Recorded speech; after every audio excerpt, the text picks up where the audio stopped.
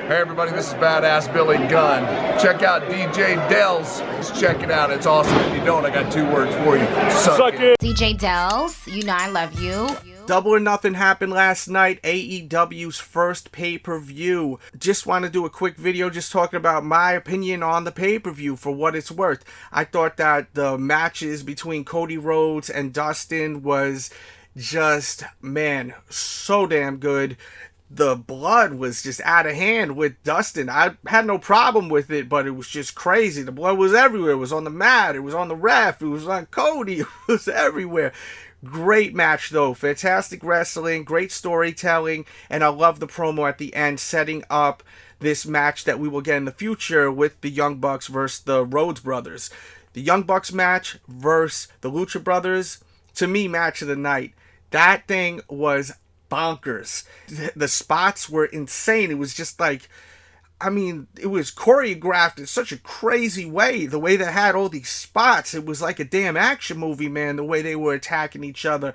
I absolutely loved it. One of my favorite tag team matches of the year. Man, I would love to see these guys go against the fucking Usos. I would love it. Both of those teams, you know, I would love it. The Usos are incredible. I can't wait for that day. I'm sure it'll happen eventually. But that was my match of the night. I love that match. Then we had Jericho versus Omega. We all knew it was going to be great. I mean, they work great together. We've seen them in the past. And at the end, we had that major surprise, which I think most of us knew was coming. Jon Moxley came and attacked both of them. Poor Kenny Omega, man. He took a beating last night. And I'm a huge Kenny Omega fan, man. I was feeling bad for that dude, man, with his nose and everything, man. That dude is tough as nails. Seems like such a nice person, you know. I'm sure he is. Like, when you see him and he's not wrestling and he's just out and about, whether we were watching him on YouTube or in interviews, just seems like such a great guy. But in that ring, man, he's tough. One tough motherfucker, man. That match was great. The surprise was great at the end. Those matches definitely had to get Vince McMahon nervous as all hell when he seen that. So many people were really expecting to see CM Punk come to AEW. I knew that wasn't happening. CM Punk isn't ready to get back to wrestling. It's pretty clear he's not interested in wrestling. I think that WWE, the business, really put a bad taste in his mouth. A lot of people forget, or not even forget, but they don't really realize that he had all these lawsuits going on and just so much that it's probably a huge turnoff to get back into that business. He doesn't need the money, I'm sure. So if he dealt with all of that BS, why the hell would he want to come back? I understand for the fans, for us, but at the same time, he probably has such a bad taste in his mouth that he's just not ready to come back.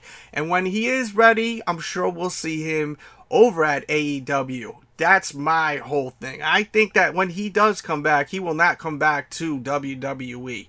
He's going to go to AEW. He's done with the McMahons. I think so. I may be wrong, though. We'll see. Maybe down the line, he will come back. You see Shane McMahon, he's always talking about best in the world, best in the world. Why does he keep saying that? You ever think about that? Maybe they're trying to work something out with CM Punk right now to get him back. You know, an angle with Shane and CM Punk, best in the world, could be. Because he's always pushing best in the world, best in the world. And we all know who the fuck says they're the best in the world. It is the one and only CM Punk. But we shall see with all of that. The other matches, a lot of them were kind of, they weren't that great. Let's be honest, especially that Royal Rumble, the way they started it off, very sloppy, very unorganized. And I was a little concerned in the beginning because it was very lackluster to me for the first, I would say, almost 2 hours. Until the Cody match, it really just went 0 to 100. Fucking just like that. I mean, it just went from okay to wow. I mean, completely wowed the fuck out when I was watching. They need more pieces, in my opinion. They really do. The Battle Royal, I thought we'd see some bigger names come out, new people to the roster, and we didn't get that. That was really disappointing throughout the first half of the night. We got Awesome Kong, which was nice to see. Definitely love Awesome Kong. But even the women's match, very lackluster. Very, very lackluster. And I'm going to get more into details with this actual pay-per-view, with the talent, who I think makes the cut, who I think, I don't know, I think they need more work, man. I really think there's people on that roster that need more work, and they need more pieces. It's a shame that they can't work something out with, like, Impact Wrestling. I mean, Impact has about 5 or 6 pieces that would be fantastic with AEW. I mean, really, really great. Like Killer Cross. I mean, if they could get Killer Cross on that roster, would be sick. Scarlett Bordeaux. And why did we not get Allie wrestling? They had her with the commentary, like, for 2 minutes, and that was it. We're going to talk a lot more about this on my Patreon podcast. Give it a shot. Check it out. $5 a month. Q&A every single week. So you basically are an executive producer of the show, and you let me know what you want me to speak about. So I basically mold the show around your liking. It's a custom show.